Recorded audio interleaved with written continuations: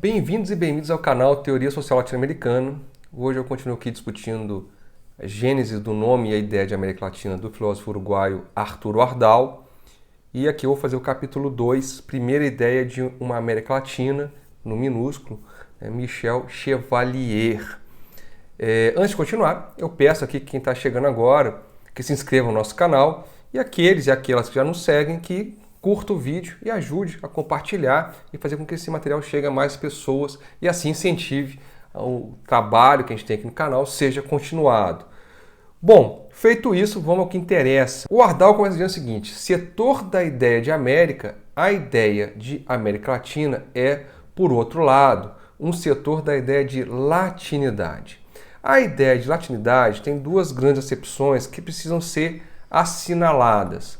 Primeiro, que ela alude à órbita cultural do latim, tanto como idioma vivo, na antiguidade e início do medievo. Segundo, que vai aludir à órbita cultural gerada pelos idiomas neolatinos ou puramente latinos que surgem na Europa medieval para depois do Renascimento se expandir para todos os continentes. Então, entre uma e outra latinidade, existe uma continuidade histórica que não é nada linear. Tomada no seu conjunto, a latinidade ela tem se estendido em sucessivas expansões a partir de um centro geográfico muito limitado. Do ponto de vista da distribuição das áreas latinizadas, tais expansões são redutíveis a cinco grandes formas históricas: a romana, a itálica, a mediterrânea, europeia e mundial. As três primeiras acontecem na antiguidade, a quarta na Idade Média e a quinta na Idade Moderna. E sem que a continuidade seja afetada, todas elas respondem a dois tipos de latinização que são muito interessantes.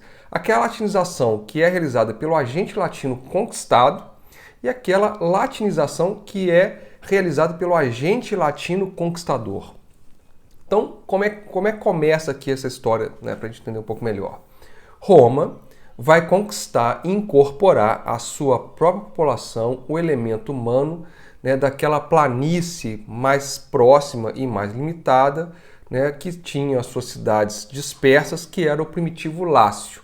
O Laticamp, ou as campanhas extensas, era a denominação da pequena realidade que depois se chamou Latium ou Lácio, que são os assentamentos dos primitivos latinos.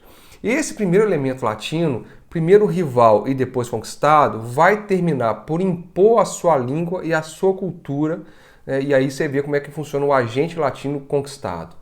Então, conquistada a totalidade da península, isso vai culminar a empresa de conquista, de latinização, já como uma potência latina. Então aí você tem o momento em que a Itália acaba sendo latinizada. Então você tem uma série de grupos e línguas sem parentesco com o latim que vão ser dominadas.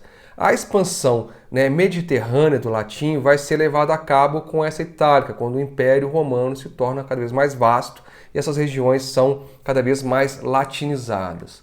Mas a Europa, chamando aquilo que a gente constituiu como o advento do mundo medieval, daquelas modernas línguas e nacionalidades neolatinas ou simplesmente neolatinas, vai ter uma história similar àquela romana. Ou seja, o agente conquistado acaba, de certa forma, mesclando e enriquecendo a língua do agente conquistador. Então, várias populações latinas, inclusive a Itália, vão suportar a vazão e a conquista do elemento estranho germânico, e ao final, como a antiga Roma fez com o primitivo Lácio, os germanos vão acabar tendo ou sofrendo a imposição da língua latina. Então você tem esse processo que forma essa Europa medieval, que tem aí um processo de latinização do agente conquistador. E a última etapa aqui, que é a mundial, é aquela protagonizada pelos novos povos, ou novos impérios latinos da Europa, aqui na América, primeiramente, mas na África, na Ásia e até as ilhas da Oceania, e é o segundo modelo da Itálica, ou seja, como um agente conquistador que vai impondo a sua língua imperial aos demais. Então você vê aí que é uma imposição pela força de um agente latino sobre etnias e línguas mais ou menos assimiladas, mais ou menos subsumidas, que através das próprias alterações e enriquecimentos, né, forma, né, parte desse grande mundo, ou desse próprio grande grupo latino mundializado agora, né? Esse esquema simplificado que o Ardal traz ajuda a entender e a situar, né, a América Latina como latina, né, adjetivo latina, no âmbito universal, passado e presente, né, da sua particular latinidade. Então vão subsistir aí, né, núcleos étnicos e linguísticos que, só por consequência do fenômeno político e militar, vão sendo integrados à comunidade histórica latina. Então são núcleos sem procedência latina, mas que passam a formar parte da latinidade. Ou seja, pensa que só os próprios, o nosso português, que a Lélia Gonzalez chama de pretuguês, está dentro dessa perspectiva, ou seja, como que esse contato com o mundo, com a matriz africana, altera completamente, né, essa língua neolatina que é o português. Então, isso, né, essa primeira ideia, mas como ideia mesmo de América Latina, vai ter que esperar até meados do século XIX para surgir. Então foi assim porque a matriz de uma Europa Latina, pese a sua realidade muito mais antiga, só vai reaparecer ali, né, como identidade latina em meados, ou em primeiro terço do século XIX. Isso quer dizer que a condição étnico-cultural dos povos latinos tinha o seu lugar no pensamento histórico e político, mas, porém, só nessas primeiras décadas do século XIX é que essa terminologia, né, pela qual ela vai se expressar, vai se relacionar àquele dualismo europeu. Então você tinha naquele contexto uma ideia de România e uma ideia de... Então existia naquele contexto uma ideia e uma concepção de România e uma ideia e uma concepção de Germânia. Então, de um lado, né, o desenvolvimento, né, do germânico em germânico no sentido mais estrito, que vai acontecer ali dentro, e essa simplificação vai se expandir, e aí você vai ter também o anglo-saxão ou saxão puramente, né, que sai desse tronco germânico. Essa mudança vai ter relação com a ascensão da Inglaterra como império mundial e dos Estados Unidos pós-independência como Estado e República moderna, mas também, né, vai ascender com o declínio do Napoleão Bonaparte, com o fim do Império Francês. Por outro lado, existiam as pressões dos povos eslavos, principalmente após o declínio francês.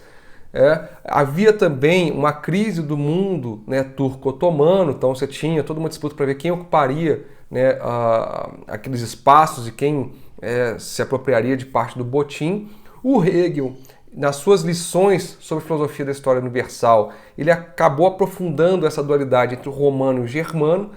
Havia ali certo messianismo alemão, né, naquela obra que subestimava o poder inglês e ainda mais o papel, né, da América, mais especificamente o papel dos Estados Unidos na história moderna. E é importante nessa intensa especulação sobre as raças humanas, entenda aqui raça como cultura, né, como etnia, como origens nacionais, que é o papel desempenhado pelo romanticismo. Então, se busca uma nova distribuição étnico-cultural carregada de implicações políticas, só que agora é quadrangular: o germânico, o eslavo, o saxão e o latino. O novo dualismo que vai se sobrepor àquele anterior, que era entre România e Germânia, mesmo que nessa ordem quadricular, vai ser construído entre o latino e o saxão. E é paradoxal que o próprio movimento que aprofunda e dinamiza o romanticismo é um movimento cultural cujo próprio nome evocava o princípio românico. E essa tendência, ela surge na Alemanha no final do século XVIII, a partir da adaptação inglesa do francês roman, ou seja, novela, e o espírito nórdico ele foi revivificado pelas essas ideias e pelas sensibilidades meridionais e gerou assim um movimento e uma denominação que só mais tarde, em princípios do século XIX, vai se estender por países como a França, a Itália, a Espanha, integrantes da velha România. Então a latinidade ela vai sendo gestada ali na França romântica. A Revolução e principalmente a Restauração vão atualizar, né, o conflito interno étnico arrastado pela consciência nacional desde as suas distantes origens medievais, e a questão se dava entre duas raças, né, entre aspas, culturas, a dos galo-romano conquistados e a dos franco-conquistadores. Então, enquanto o espírito revolucionário compreendia a síntese nacional sob o espírito galo-romano, a contra-revolução invocava o princípio franco-germânico. Então era o conflito entre liberais e conservadores, a partir dessas noções étnico-culturais. A filiação galo-romana ou simplesmente romana era, por caso francês, aquela que fazia, uns anos que já vinha sendo chamada de latina. E o idioma francês, por mais que o seu próprio nome reflita a hegemonia nórdica, do vencedor, o franco, ao final era tão descendente do latim quanto a sua região sul. Então a ideia de latinidade, sempre latente, mas soterrada nas suas profundas raízes, ascende e então vai se afirmando na França com um sentido completamente novo. Essa ideia ressurge como uma direção moral de uma grande família latina, que a França poderia desenvolver a própria genialidade e algo de uma preponderância material que existia na antiguidade, por parte dessa contribuição cultural. Então, sob a exaltação românica da ideia de raça, vinculada também à ideia nacional, expressa pela língua nacional, surge essa ideia de raça francesa, ou seja, de cultura francesa. E, no século XIX, se identificava a raça com a nação através da língua específica dos idiomas nacionais. Mas é a França quem vai encabeçar o reconhecimento da raça nacional, não só como idioma, mas também como uma herança cultural no sentido amplo, com uma ideia de uma raça latina. Então a gente tem aí uma metamorfose da expressão românia para latina, e será essa metamorfose que vai se estender para outras regiões do mundo. Então no século XIX, além da incorporação da Romênia e outras regiões subnacionais ao clássico quarteto, França, Espanha, Portugal e Itália, essa ideia de latinidade como área histórico-geográfica vai se enriquecer com essa América que se torna latina ou é latinizada. No século XX, outros elementos vão passar a integrar essa extensão do conceito de latinidade. Então você tem o Canadá francês, os enclaves latinos nos Estados Unidos, uma África latina, uma Ásia latina e uma Oceania latina.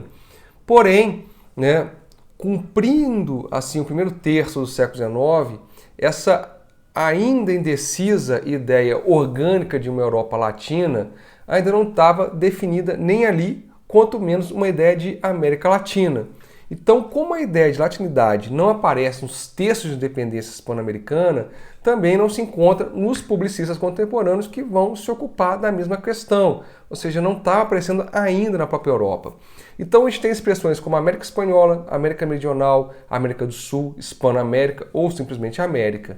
E existe ali a intuição de duas Américas no Hegel, de uma América do Norte e uma América do Sul, primeiro como distinção geográfica, tendo como separação o istmo, mas também como um sentido histórico, a segunda marcada pela origem ibérica. O Alex Tocqueville, no Democracia na América, ele faz a distinção entre a América do Sul cristã, com leis e costumes semelhantes àquelas dos franceses, próxima à civilização europeia. Porém, ele via com muito mais otimismo as possibilidades de desenvolvimento e expansão para a raça saxã aqui na América. Então, o que faltava, dito tudo isso, o que faltava para que se começasse a falar de América saxã e América Latina?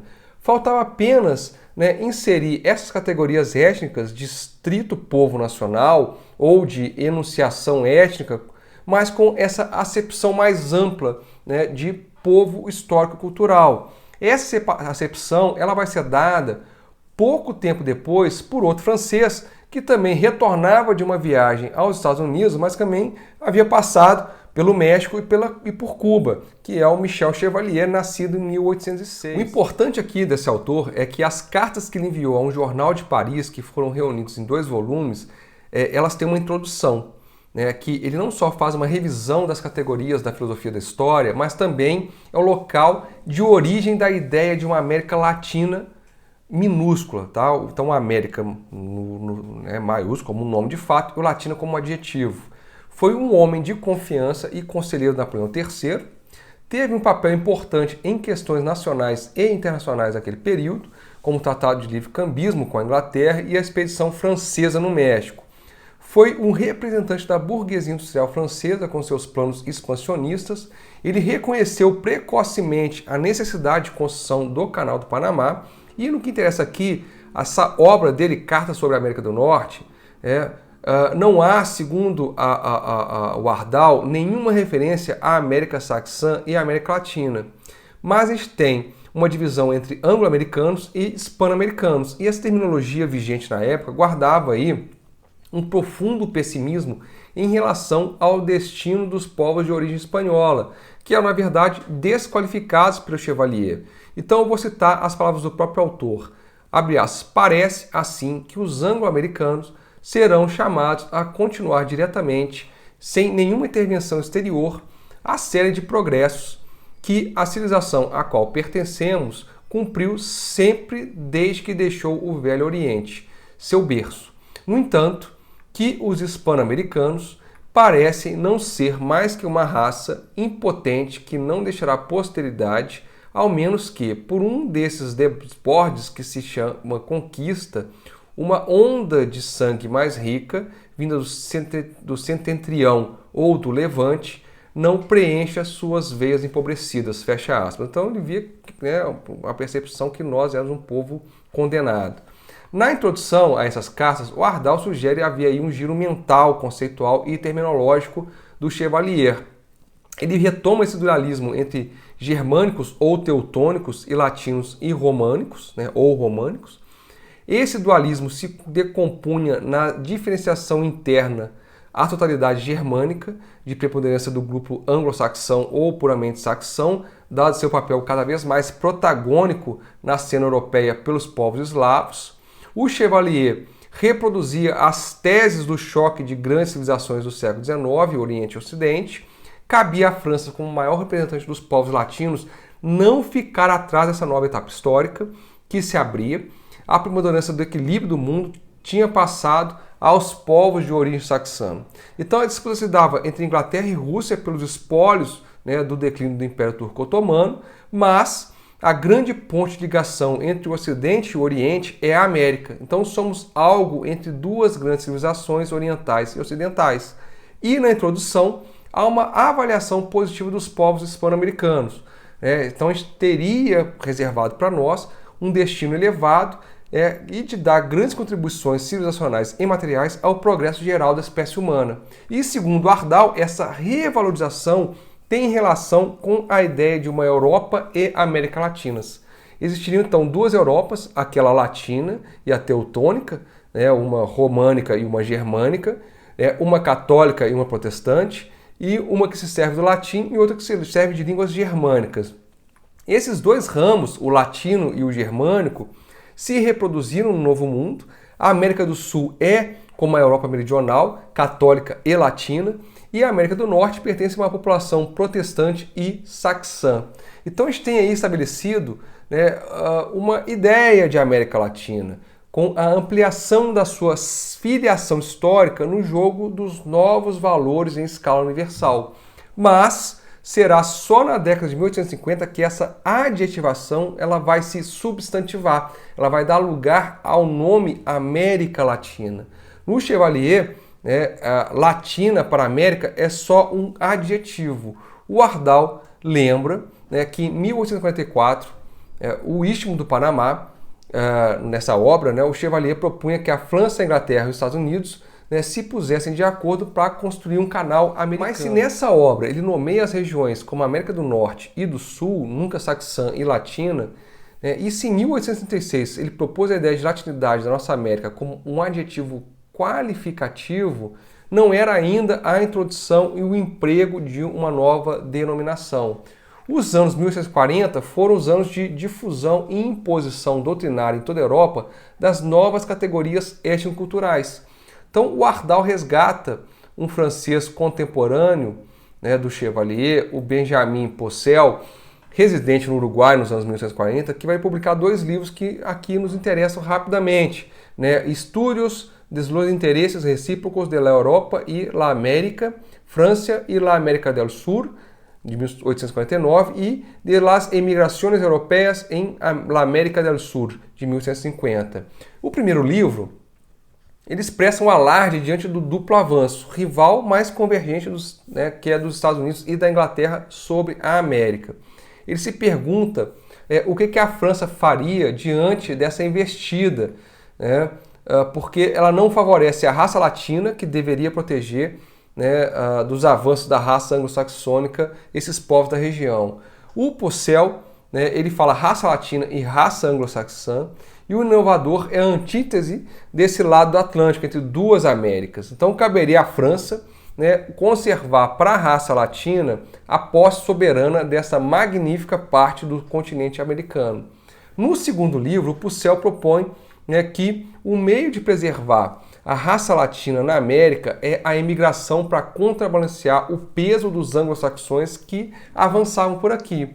Então esses textos do Purcell, eles são pioneiros na significação documental, de evidenciar o progresso levado a cabo naquela época de uma ideia de latinidade da nossa América, essa ideia de uma América Latina, num setor do pensamento francês, mas serve também para demonstrar que nesse mesmo setor, antes dos anos 1850, não havia ainda a denominação explícita de América Latina. Então o nosso batismo como América Latina vai acontecer na Europa, mas vai ser obra de hispano-americanos e não de europeus. Então os primeiros 5 anos da década de 1850, de adjetivo de qualitativo, a ideia passaria ao nome de América Latina.